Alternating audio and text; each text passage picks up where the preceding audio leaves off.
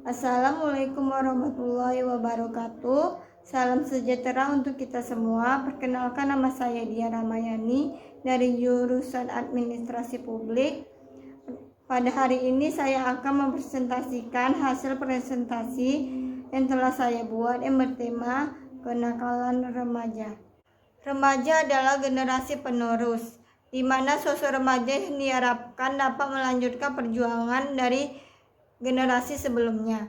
Suatu bangsa pastinya memiliki harapan yang besar pada remaja, agar pada masa yang akan datang, remaja dapat menjadikan bangsa Indonesia ini menjadi bangsa yang lebih maju. Dikaji secara mendalam, tidak semua remaja memiliki cita-cita luhur menjadikan bangsa ini ke arah yang lebih maju. Dapat dilihat bahwa remaja sekarang ini justru melakukan hal-hal yang tidak seharusnya dilakukan oleh suatu generasi. Bahkan sekarang ini banyak remaja yang justru merusak masa depan mereka sendiri. Dapat dilihat dari salah satu kasus kenakalan remaja, yaitu remaja terpengaruhi dengan hal-hal yang dapat mengakibatkan gairah seksual seperti film-film yang mengarah pada pornografi maupun lebih-lebih pornografi, serta gambar-gambar yang sensitif. Kenakalan remaja juga terlihat dari sebagian remaja yang senang mengkonsumsi minuman keras, mengkonsumsi narkoba, melakukan tindak kriminal seperti memperkosa, mencuri, mencopet, bahkan merampok. Selain itu, masih banyak lagi perbuatan-perbuatan yang seharusnya tidak dilakukan oleh pemuda-pemudi sebagai generasi bangsa. Merubah pola pikir generasi muda adalah sebuah keharusan sebagai bentuk usaha mewujudkan generasi muda unggulan. Maka dari itu, organisasi Karang Taruna dapat dijadikan sebagai wadah pengembangan nilai karakter bagi remaja.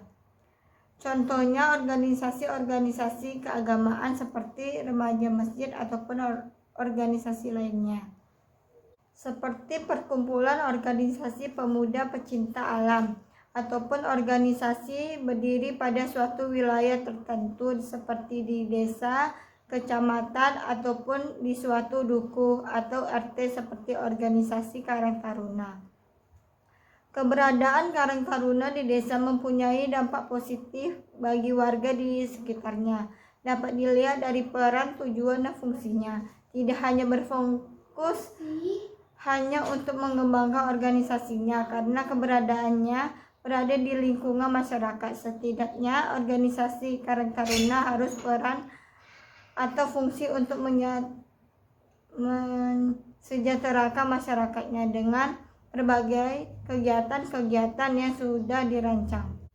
Salah satu organisasi yang dapat digunakan sebagai tempat untuk menanamkan karakter tanggung jawab dan kepedulian sosial pada remaja adalah melalui organisasi kepemudaan Karang Taruna. Karang Taruna merupakan organisasi yang berada di setiap dukuh atau desa. Karang Taruna merupakan wadah terdekat para remaja untuk mengembangkan potensi dalam dirinya. Terkaitan generasi muda dalam suatu organisasi Karang Taruna dengan mata kuliah pendidikan Pancasila dan kewarganegaraan adalah tumpuan upaya implementasi dan pemantapan nilai-nilai Pancasila terhadap generasi muda atau anggota Karang Taruna dalam pembinaan nasionalisme dan kebangsaan. Dalam pendidikan Pancasila dan kewarganegaraan, menciptakan generasi muda yang mampu mengembangkan karakter nasionalisme, yaitu pertama, pembangun karakter atau karakter builder. Generasi muda berperan membangun karakter positif bangsa melalui kemauan keras untuk menjunjung nilai moral serta menginternalisasikannya pada kehidupan nyata. Kedua, memperdaya karakter atau karakter enabler.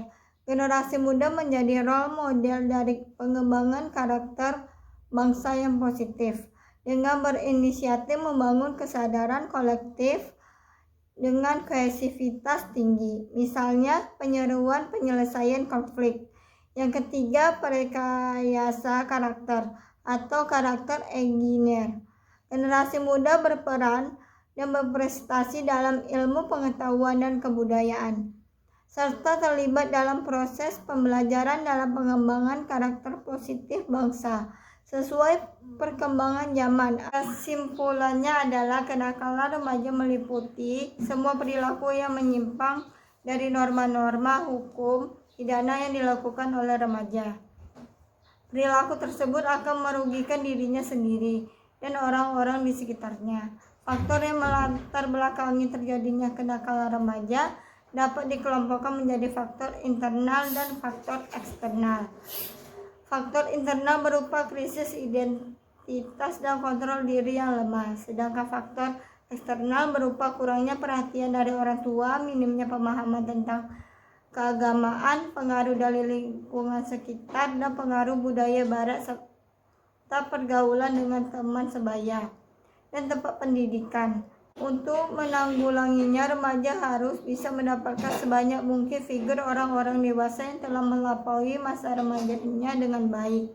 Juga mereka yang berhasil memperbaiki diri setelah sebelumnya gagal pada tahap ini.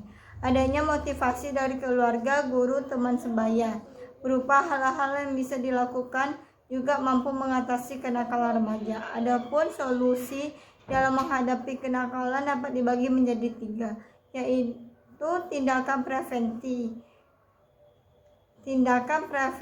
yaitu tindakan untuk mengantisipasi terjadinya kenakalan remaja.